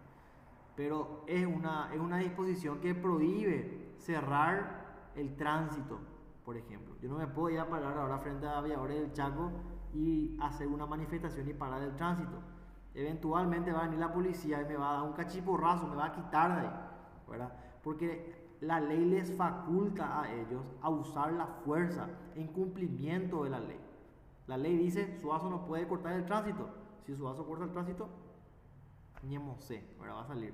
Entonces, la ley tiene esa característica y eso es llamado, o a eso se le conoce como la coercibilidad, ¿verdad? Aplicación de fuerza. Entonces, primera característica es general. Segunda, es obligatoria. Tercera, es coercible. Cuarta, es dictada por una autoridad competente. ¿Cuál es la autoridad competente que dicta la ley? El Congreso Nacional, el Poder Legislativo. Para que sea ley, esa debe ser dictada por la autoridad competente, el Congreso Nacional. El Poder Ejecutivo no puede dictar leyes. El Poder Judicial tampoco. Es el Poder Legislativo el encargado de hacer eso. Y por último, el bien común, ¿verdad? Que no es sino el bienestar general. Ese es el fin último al final, ¿verdad? Regular nuestra conducta, que vivamos en paz, ¿verdad? Cuando hablábamos nosotros en Romano de la teoría absoluta, de la teoría de la prevención absoluta del derecho, es eso, ¿verdad? Es la paz común, el orden. Entonces, repito, para poder avanzar, estas son las características o los caracteres de la ley. Es general, es obligatoria, es coercible, es dictada por la autoridad competente y busca el bien común. Esos son los caracteres de la ley. Ahora bien, esta ley tiene un proceso de formación. Y acá vamos a estudiar, vamos a verle a los pasos para que esta ley pueda ser formada. Acá vamos a ver esto. Bueno, no sé si me van siguiendo, me van acompañando, ¿verdad? Señor, párenme que por favor, si es que de repente ahí parece que me voy todo y no se entiende nada lo que digo. Bueno, vamos a ver entonces, ya vimos el concepto de ley, ya vimos los caracteres de la ley, ahora vamos a ver cuáles son los pasos para que la ley se forme, cómo la ley es ley, ¿verdad? De dónde es lo que sale. Dice, la formación de las leyes se halla legislada en la Constitución Nacional. O sea, la propia Constitución te dice cómo hacer una ley. Esta es la que determinada norma se convierte en ley obligatoria para todos los habitantes del país. O sea, la propia Constitución, no sé si alguien quiere hablar, la propia Constitución te da la fórmula de cómo elaborar leyes. Las leyes formales a las que emanan del Congreso Nacional tienen los siguientes pasos. Y acá vamos a ver los pasos. Son 4 pasos más o menos. El primer paso es la iniciativa. Ahí arranca, ahí nace este proceso de formación de ley. Un ratito que pasa una ambulancia. La iniciativa es el primer paso. Corresponde a veces a cualquier miembro del Congreso y a determinada Cámara y otras en exclusividad al Poder Ejecutivo. O sea, la iniciativa tiene que nacer eventualmente dentro del Congreso, ¿verdad? Del Congreso Nacional. Voy a compartir esta pantalla que me parece mucho más importante que este PPT. Así me pueden acompañar en la lectura. Hola Teresa. Qué lindo tu patio, cambiaste todo tu patio, había sido. Hola Soso, ya te está divagando, ya sabes, se verá un poquito. Bueno, entonces vamos al primer paso. Ahí ven mi resumen, ¿verdad? Sí, se ve. Bueno, entonces el primer paso es la iniciativa, ¿verdad? Ese es el primer paso. La segunda es la sanción. La sanción significa, dice, dictar la ley. Obviamente antecede a la discusión. O sea, existe una iniciativa, esa iniciativa es un proyecto eventualmente de ley, esa ley se discute, es a lo que se trata sobre tablas. Esa ley se discute, los puntos de esa ley, los artículos, los incisos, ¿verdad? Se van discutiendo. Una vez cerrada esa discusión, esa ley se sanciona, ¿verdad? Se dicta. Obviamente dice antes sea la discusión que forma parte de la sanción. Luego esa ley, después que es sancionada, es promulgada, acto mediante el cual, dice el Poder Ejecutivo, pone en vigencia una ley. Puede proceder de tres formas: vetarla, promulgarla, expresa o tácitamente. O sea, la ley nació en el Congreso, en el Poder Legislativo. El Poder Legislativo, ¿qué hace? La remite al Poder Ejecutivo. El Poder Ejecutivo puede hacer tres cosas: vetarla, que es trancar, negar, ¿verdad? Devolver la ley al Congreso; promulgarla eventualmente, ¿verdad? Acompañar esa ley, secundar esa ley, por así decirlo, ¿verdad? Y puede hacer la promulgación de manera expresa, ¿verdad? O también puede hacerlo de manera tácita, ¿verdad? No oponiéndose. Y por último viene la publicación, ¿verdad? Las leyes no pueden ser exigidas a los habitantes de un país hasta que sean publicadas. Todas las normas, y esto por regla general, si no establecen desde cuándo van a estar vigentes, van a ser vigentes a partir del día siguiente de su publicación. O sea, si yo publico hoy una norma, mañana 13 de julio esa norma va a ser obligatoria. Entonces así funciona esto. Estos son los 4 pasos: iniciativa, sanción, promulgación y publicación. Luego vamos a ver el sistema de obligatoriedad. Nosotros dijimos que uno de los caracteres de la ley es que es obligatorio. La ley no se discute, la ley se cumple, ¿verdad?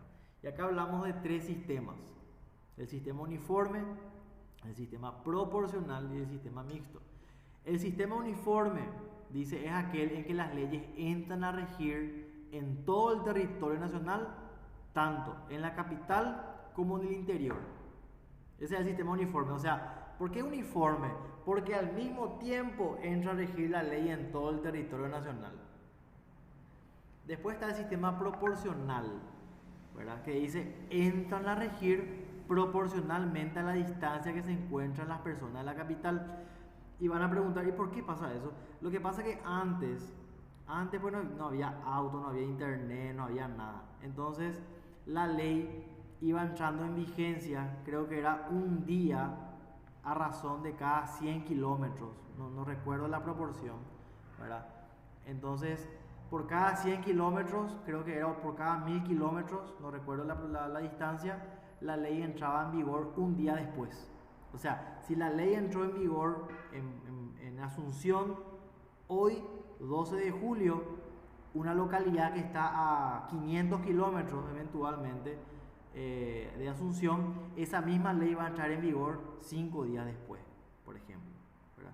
Ese es el sistema proporcional. En función a la distancia, la ley va a ir aplicándose, ¿verdad?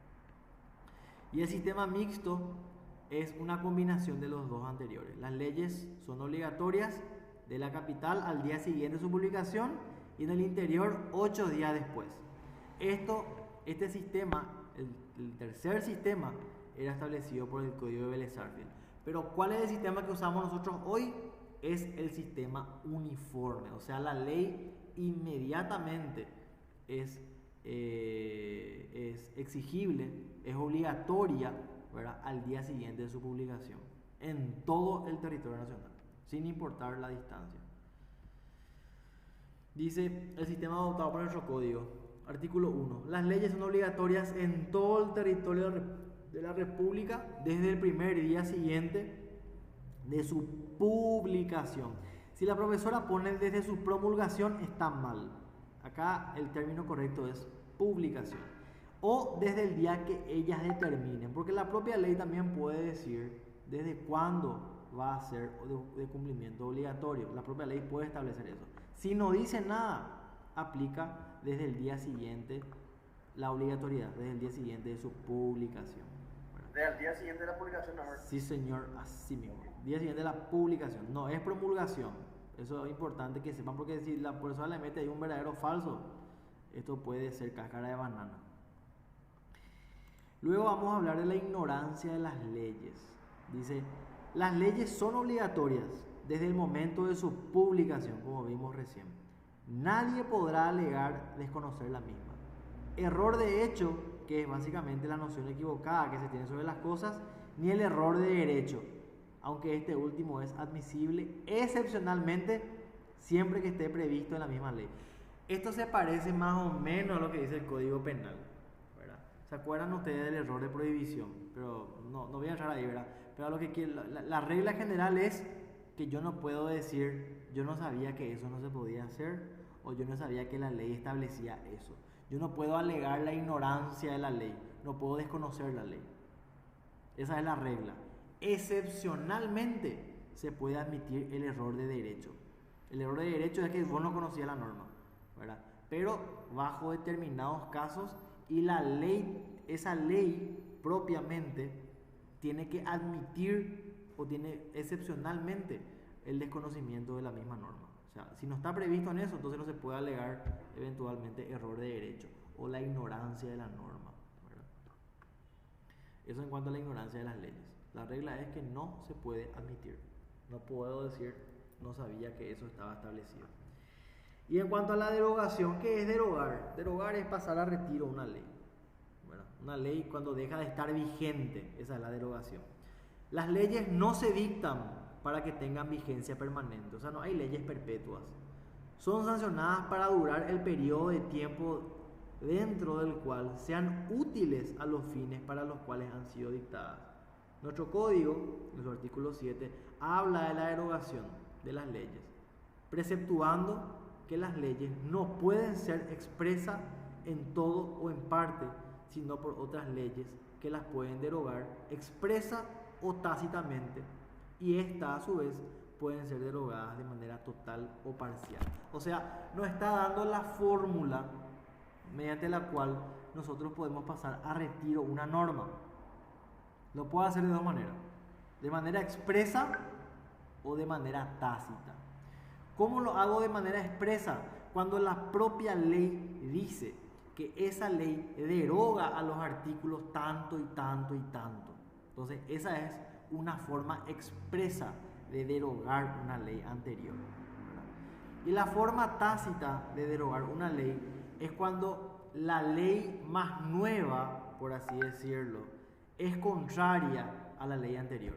Ahí está también derogando la norma tácitamente, porque no está diciendo expresamente que está derogando, pero la norma nueva es en algunos aspectos o en varios aspectos o en todos los aspectos contraria a la norma anterior. Esa es también una forma de derogación y se llama derogación tácita, ¿verdad? Y la derogación puede ser a su vez total o parcial. O sea, una norma, un artículo del Código Civil puede ser derogado totalmente o parcialmente. Y ahora vamos a ver de qué forma se hace eso. Dice, la derogación puede ser total o parcial, pero no puede ser hecha sino por otra ley. O sea, tiene que venir una nueva ley a llenar ese lugar que ocupaba la antigua ley, para derogarla total o parcialmente. Las leyes no pueden ser derogadas en todo o en parte, sino por otras leyes. O sea, tiene que haber o tiene que existir la figura de un reemplazo, ¿verdad? Es expresa y en otro caso es implícita. O sea, implícita es cuando es tácita, ¿verdad? Es expresa, dice, la ley deroga, y así establece, ¿verdad? La ley dice derogarse la ley número tal fecha. O sea, la ley misma, el artículo mismo te explica, ¿verdad?, que va a derogar eventualmente a una ley anterior. Esa es la forma expresa. Y la forma implícita sencillamente dice derogarse todas las leyes contrarias a las mencionadas o la actual, ¿verdad? La ley especial no deroga a la general, salvo que la ley diga deróguese la ley general. O sea, nosotros tenemos, como habíamos visto en el Código Civil, tenemos una parte general y una parte especial, ¿verdad? Una ley especial no puede derogar a una ley general. Eso es muy importante, ¿verdad? Salvo, que esta es la excepción, que la ley especial mencione expresamente deróguese la ley general, ¿verdad? Porque la ley general pues el principio, es el aspecto, es la generalidad, y la ley específica, la ley especial es la particularidad, es la especificidad, Entonces, por eso te establece esta regla, ¿verdad? Cómo funciona en cuanto a la derogación total o parcial de una ley. Y en cuanto a la renuncia de las leyes, dice, las leyes son obligatorias a todos los habitantes de la República. Este es un principio general de suma importancia, ya que los habitantes de un país no pueden dejar de cumplir la ley. Eso nosotros hablamos hace rato, ¿verdad? De la obligatoriedad.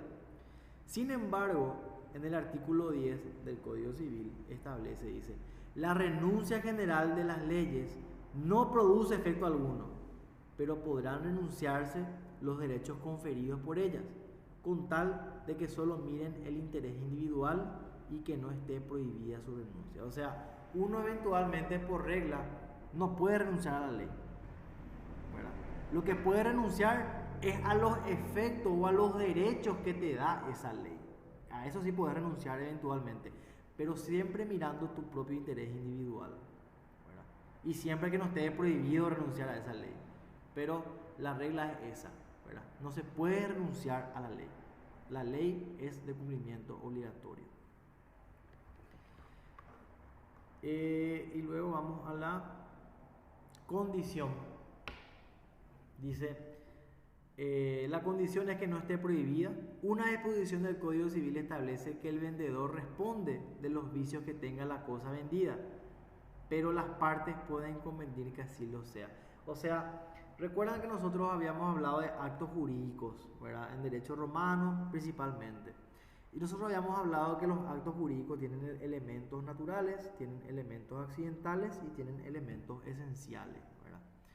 Nosotros cuando hablábamos de la condición del término o el plazo o el modo, estamos hablando de elementos accidentales eventualmente, que pueden ser agregados o no de común acuerdo por las partes. Ahora bien, cuando hablamos de la condición prohibida, hay condiciones que la ley misma prohíbe que se puedan convenir entre las partes, ¿verdad? Cuando nosotros hablamos de los vicios redhibitorios o los vicios ocultos, estos son elementos naturales de los actos jurídicos, ¿verdad? Pero en el ámbito del derecho civil actual, no romano, en el ámbito del derecho civil actual, eventualmente las partes pueden convenir que ese elemento natural no produzca efecto jurídico en el marco de ese contrato o de esa relación jurídica que tienen las partes, ¿verdad? Eso puede establecerse y eso está en nuestro artículo 1 y en nuestro artículo 10 de nuestro Código Civil, ¿verdad? La condición. Y después también está el principio de la autonomía de la voluntad. Esto nosotros también ya venimos dando del derecho romano. Dice, dentro de nuestro ordenamiento jurídico, el hombre rige sus relaciones con los demás en absoluta libertad, es decir, que es de voluntad expresada libremente, sin vicios, que es fuente de derecho para las partes que intervienen en un negocio jurídico. O sea, yo cuando celebro un contrato de compra-venta, un contrato de alquiler, un contrato de comodato, un contrato de provisión de servicios, yo puedo celebrarlo en las condiciones y bajo las condiciones que yo convenga con el otro o con los otros sujetos.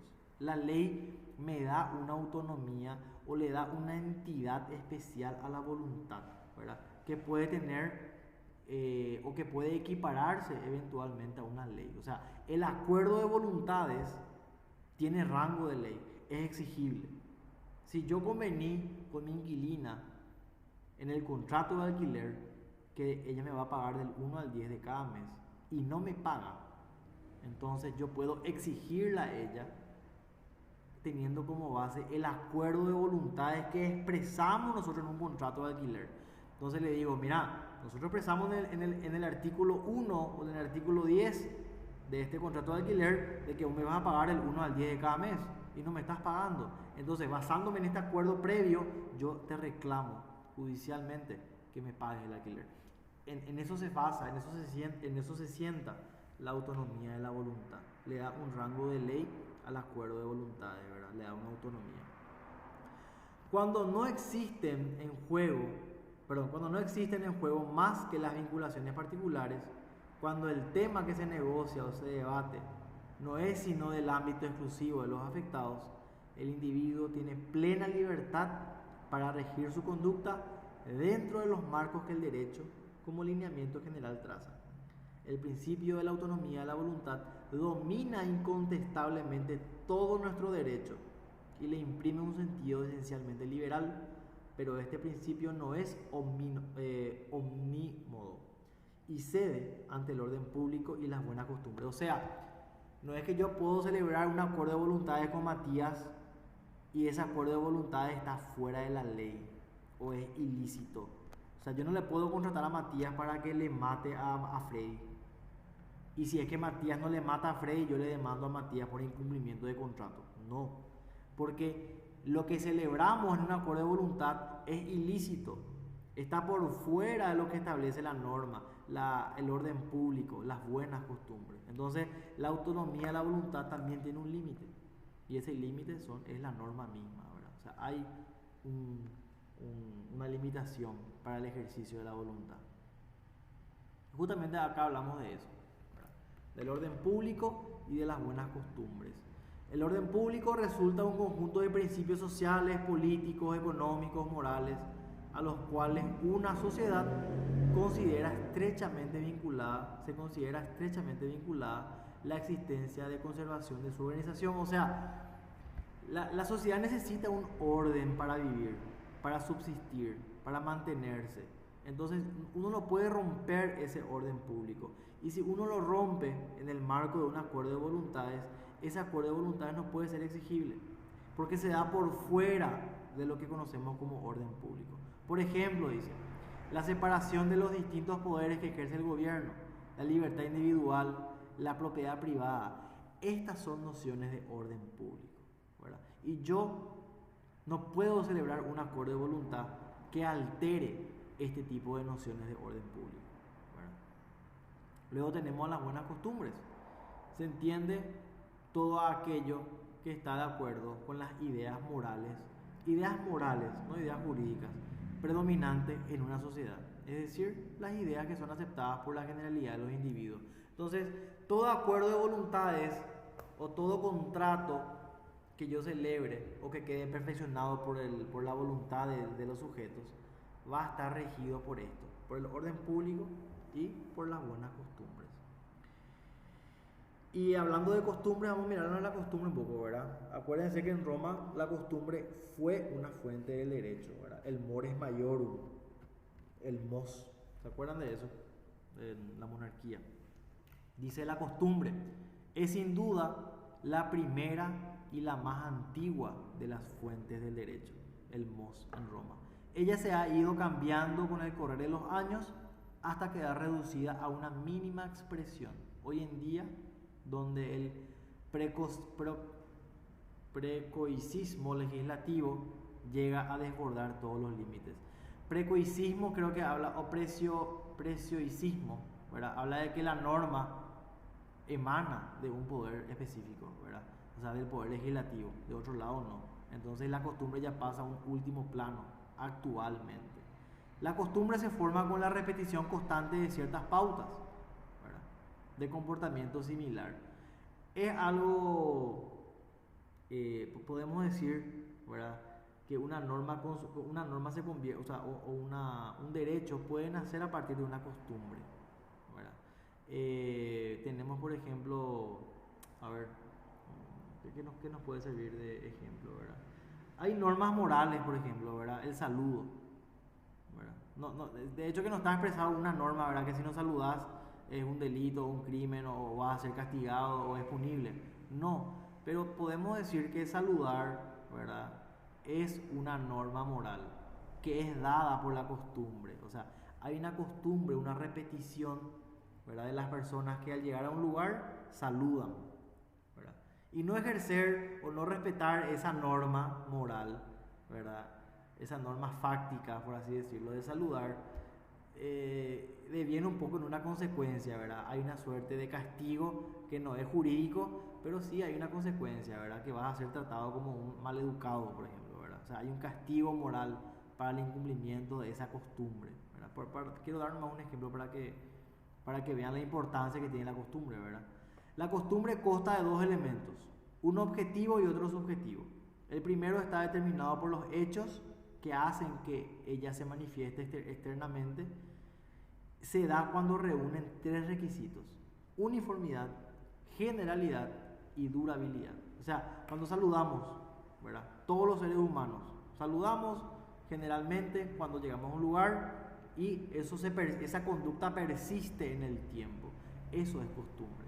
El elemento subjetivo, llamado también psicológico, es la firme convicción que se arraiga en una sociedad en el sentido de que esta costumbre debe ser seguida o adoptada. Saludar, ¿verdad? Saludar es el ejemplo. Todos en la sociedad tenemos la costumbre repetida, durable y general de saludar. Ahora vamos a ver el valor del uso y la costumbre de nuestro código, porque nuestro código le da un valor a esto. Bueno, tiene una importancia en nuestro código civil. Dice, en el artículo 7º, tercer párrafo de nuestro código civil, dispone: el uso, la costumbre o práctica no pueden ser derechos sino cuando las leyes se refieran a ellos. O sea, la costumbre, el uso y la práctica, si es que la ley habla de ellos, eventualmente son derechos. Si no, no. Si no son normas morales nada más. Pero van a ser normas jurídicas cuando la ley se refiera a estos usos y costumbres, ¿verdad? Nuestro código limita así la posibilidad de expandir la costumbre como fuente de derecho, ya que establece que tendrá valor cuando la ley expresamente se refiere a ella. ¿Y cómo se refiere a ella? Y vimos acá arriba: siempre y cuando no contravengan la moral y las buenas costumbres, decía este artículo en cuanto a las limitaciones del ejercicio de la autonomía de la voluntad, ¿verdad? Ese era el límite del ejercicio de la voluntad, las buenas costumbres, ¿verdad? En cuanto a la forma de probar la costumbre, cuando la ley se refiere a ella, se admite como principio general que el juez de conocerla debe aplicarla sin perjuicio de las partes puedan probarla en el transcurso del juicio. O sea, existe eventualmente o está expresado en nuestro Código Civil, ¿verdad?, el valor de la costumbre. Siempre que esté mencionado, ahí aplica como ley, si no, no. ¿Verdad? Y como uno de los últimos puntos, vamos a ver la jurisprudencia, ¿verdad? Nosotros decíamos en romano que la jurisprudencia era el conocimiento de lo divino y lo humano. Ese concepto evolucionó. En realidad, ese concepto va a ser un conjunto de fallos ya que van a ser firmes, uniformes, ¿verdad? Son la base de la toma de decisiones jurídicas ante casos análogos. Dice, los antiguos usaban la palabra jurisprudencia para definir la ciencia del derecho, concepto con el que se lo denominaba hasta hoy como vocablo equivalente, ¿verdad? Derecho era igual a jurisprudencia, ¿verdad? Antes, en el derecho antiguo, pero hoy ya ese concepto mutó, evolucionó. También, y más específicamente, jurisprudencia significa, dice, derecho jurisdiccional o conjunto de pronunciamientos emanados de los jueces y tribunales, sean estos judiciales u administrativos. En sentido más técnico, se denomina el conjunto de fallos repetidos y constantes emitidos por los tribunales de un país, en otras palabras, la costumbre de fallar en tal o cual forma. O sea, generalmente, y voy a hablar un poco del sistema anglosajón, ¿verdad?, el common law, seguramente se van a acordar de Introducción al Derecho, ¿verdad?, que es un sistema distinto al nuestro, ¿verdad? Es un sistema meramente jurisprudencial, o sea, toma la jurisprudencia como fuente del derecho. ¿Cómo resuelvo en la corte americana o en la corte inglesa, en el derecho anglosajón, una controversia judicial? Mirando fallos anteriores. Así lo resuelvo. Así funciona generalmente el sistema de resolución de conflictos, ¿verdad?, en estos países que utilizan el sistema de common law, que no es el nuestro, ¿verdad? En nuestro caso, nuestro Código Civil, no así el Código Penal, el Código Civil prevé eventualmente la aplicación de la jurisprudencia como sistema de resolución de casos que no puedan ser solucionados por la propia norma. O sea, cuando ninguno de los artículos del Código Civil me puede dar la solución, la respuesta al conflicto, puedo mirar casos análogos que hayan sido resueltos para poder aplicar la jurisprudencia. Y ahí continuamos desarrollando. Después dice de la ley, la jurisprudencia es una fuente importante del derecho, dada la trascendencia que en nuestro país se le atribuye, pues, aunque en principio no obliga, constituye al aplicar la ley un importante argumento que puede decidir en uno u otro sentido una cuestión determinada. El artículo 9 del Código de Organización Judicial dispone que los jueces deberán tomar en cuenta los precedentes judiciales que rigen en concordancia con el artículo 6 del Código Civil. O sea, si yo soy juez y voy a tomar una decisión, voy a hablar a través de mi sentencia, eventualmente tengo que observar casos similares, cómo se viene fallando ante este tipo de situaciones. Recordemos que si las situaciones se van repitiendo generalmente, ¿verdad? Son los casos parecidos en los aspectos generales, ¿verdad? Ningún caso es igual a otro, pero son bastante parecidos. Entonces se puede utilizar a la jurisprudencia como una suerte de marco guía, ¿verdad? Para no salir salir un poco por fuera en cuanto a la toma de decisiones, ¿verdad? En el marco de un juicio. Es una guía, la jurisprudencia. Y en un sentido conceptual es esto: conjunto de fallos repetidos y constantes emitidos por tribunales de un país. Ese es el concepto actual de jurisprudencia. Y por último, ¿verdad?, vamos a ver el concepto de doctrina. Dice, desde la más remota antigüedad se ha respetado la opinión de los estudiosos. ¿Quién eran los estudiosos? Los jurisconsultos del derecho. Y en algunos casos, como en Roma, se recurría a ellos para el juzgamiento de ciertos conflictos. Se van a acordar que antes en Roma eran los pontífices o los jurisconsultos los que resolvían las controversias. Ellos eran los magistrados. En nuestro país no ha sido muy fructífera la producción, sobre todo en materia de derecho civil. O sea, en Paraguay no hay muchos doctrinarios. O sea, nuestra ley, ¿cómo decirlo? Paraguay no es un país en donde se emanan leyes nuevas.